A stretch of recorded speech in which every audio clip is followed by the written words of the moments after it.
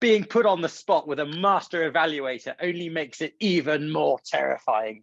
But I'm going to give it everything that I can and see what we can do in these 5 to 7 minutes. One of the things that I want to make absolutely clear, my book does not endorse felicide. So if you're a cat lover, you can still read it. It's not actually saying that you should kill cats. It's not called How to Get Away with Killing a Cat. It's called How to Apologize for Killing a Cat. And the reason it's got that title is because apologizing is one of the most difficult persuasive things that we have to do in society. When we've done something wrong and we have to own up for it, and we have to explain to someone why we're sorry, we then start deploying rhetoric. So what is rhetoric, you might be asking yourself? Rhetoric is a bit like the theory behind speeches. So you guys, having done speechcraft, probably have learned an awful lot about how speeches work. I understand you've looked at structure, and you might have looked at composition. So rhetoric is a bit like the tricks and the tropes that you're likely to use in order to make your language more effective. So for example, if you had a sentence and then you restructured that sentence so that your emphasis fell on a specific word, that will be an example of rhetoric. If you use some form of repetition, that could also be a use of rhetoric. Or if you simply bolstered your own credibility in front of your audience by talking about all of your achievements, that is also a use of rhetoric. So rhetoric can be how we present ourselves to the audience, but also how we use how we use our words. And Lisa rightly said, it's one of the oldest professions. It's actually the second oldest profession. There's one that's older, and you all know what that is, and I'm not going to talk about it. But speechwriting is the second oldest profession. And one of the things I find really fascinating about rhetoric is that it hasn't really changed much. If you think about it, I know we're on Zoom, but 2,000 years ago, when someone was giving a speech, you would have one person stood up in front of an audience speaking. Thousands of years have passed, literally. Huge industrial revolutions have happened. Society has changed in more ways than we can count. We've had the technological revolution. Yet what do we as human beings do? We automatically go back to the same situation we have before. We have one person stood in front of a group of people giving a speech in exactly the same way. And when we can't do that, we go to online. But I'm sure many of you would agree that in-person speeches have a different effect. So rhetoric's been around for thousands of years, but what's an actual example of rhetoric? So the three branches of rhetoric, the most common things that you'll hear people talking about are called ethos, logos, and pathos. Has anyone heard of these? You can give me a nod. You're like, yes, we are experienced speechcraft people. This is week 6, we know everything. I'll give you a rundown just in case you missed it. So ethos is how you establish your credibility as a speaker. So whenever you're stood up and you're giving a speech in front of an audience, they will have a perception of you. You will then use your words to try and manipulate their perception of you so that they view you the way you want to be viewed. Sometimes you might want to come across as a sort of like thundering, powerful speaker who knows everything that they're talking about. And other times you might want to come across as being a little bit humble, a little bit modest, because it works in your advantage to come across that way. So whenever we're speaking, we have to ask ourselves, what is the most effective ethos for that audience and for that message that we're delivering? And I think it's very important that every single speech that we give has a very clear message and a very clear objective. Your message is, what is it that you want to say? Your objective is, what do you want to happen as a result of the speech?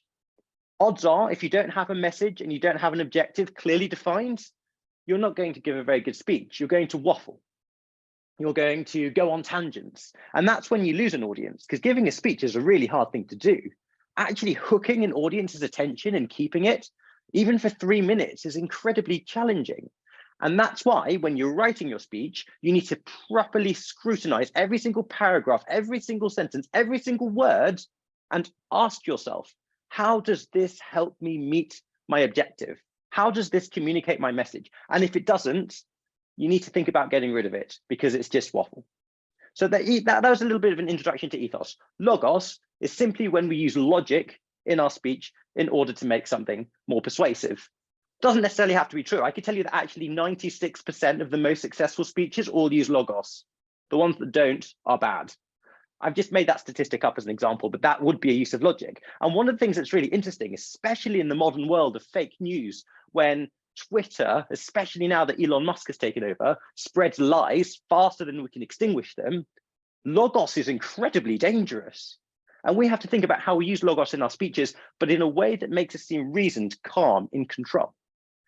The third one of those was pathos, which is our use of emotive language. So when we use pathos, we are trying to elicit an emotional response from our audience. Maybe it's humor, maybe it's sadness, and we use certain rhetorical features to do that. One of the most common rhetorical features that we have is called a tricolon. It's quite simply when you structure something into three. So these are all examples that I've used in my book because I like them. But the first one that I'm going to share with you is of Julius Caesar. He said, I came, I saw, I conquered. 1, 2, 3. And you think he could have said, yes, I went and I destroyed everything in my path. That wouldn't have been recorded in the annals of history. The reason that that quote is so powerful and well remembered is because he structured it into tricolon. Abraham Lincoln spoke of a government of the people, by the people, and for the people. Again, he could have said a government for everyone. But if he said a government for everyone, it wouldn't have been anywhere near as effective. If you go on the Walt Disney website, you will, or it used to be the case, I think they've updated it now, as Walt Disney Florida. The first thing that jumped up to you were something like 2 theme parks, 4 water parks, endless magic. So it's another tricolon. And my favorite example, if Mickey Mouse and Julius Caesar haven't convinced you, is from the British industrial giant that is Ann Summers. I'm sure some of you know them. You can see some very, some very happy looking ladies. Yes. So Ann Summers described their 7-inch vibrator as being smooth, sleek, and multi-purposeful. You got another tricolon in there. So tricolons don't only work in speeches, they also work in marketing. So if I said to you that I listened to a really good speech recently, it was dynamic, it was thought-provoking, and it made me question my view on tricolons. I've just said it was dynamic, whatever words I used. I used 3 words that mean essentially the same thing, and that's another rhetorical feature. It's called abundantia. So what I'm trying to get at in this, and I'm going to use my last 10 seconds to summarize, is rhetoric is huge. There's so much rhetoric out there. It's absolutely everywhere. It's such a fun and exciting world. And I think we should all engage with it a bit more because not only does it help us with our speeches, it's also really good fun. Thank you. The art of rhetoric. My gosh, that is the stuff of thousands of years of study and thought and philosophy and volumes of books like these ones I have by Aristotle and Cicero, and the entirety of Guy Doza's life work. And somebody asked him to condense that into 7 minutes. Wow. Would you be able to tell your life's work in 7 minutes? Guy did it. Fantastic. Thank you so much, Guy, for giving us a very, very condensed version of what is the art of rhetoric. I'd like to take a look at your speech, Guy, from a couple of different points of view. Simple ones. One is content. What did you do with your content? And the other is performance. So let's start with content. Of course, the content, the structure of your speech is perfect. You use the most famous tricolon of the world, ethos, pathos, logos. Is it always in that order? That's a question. I don't know. And so you explained to us how the art of rhetoric is made up of these 3 different things. And you told us exactly what these 3 major parts of persuasion are. Fantastic. You condensed it down. It was easy to listen to. There was one little thing that was missing for me, and that was a very strong purpose statement. Because as you know better than anybody, your audience is going to be saying, what's in it for me? What's in it for me? All of these Greek words.